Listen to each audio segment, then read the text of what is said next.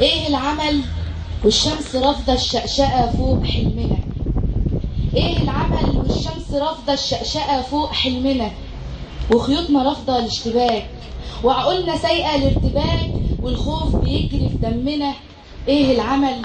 ايه العمل واحنا كده مش محسوبين على الدنيا حاجة، وقتلنا فينا ألف حاجة لبعضنا. قصيدة بعنوان بعيش وخلاص.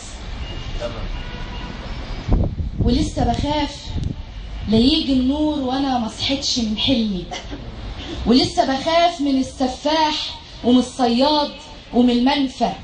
بخاف مني في عتمة روحي لما تزيد، واخبي في عيني وفي ضعفي، واخبي الكلمة من حرفي، واقضيها بكا وتنهيد، واعديها عشان ترتاح وتطمن، وهديها واخليها هنا في مني.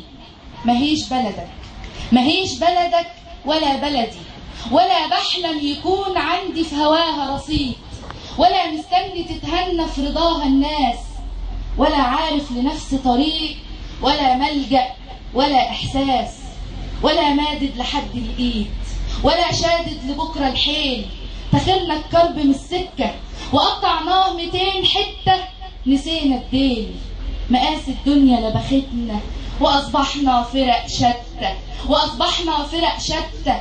وبتخون وأقول الكلمة بتهون على الإحساس، وبتخون وأقول الكلمة بتغير حياة الناس. وبتهدد هنا في ديني وأحلامي، وبتهدد هنا في ديني وأحلامي، وبتردد وبرميني في أوهامي وعيش وخلاص. شكرا لك. مع الشاعر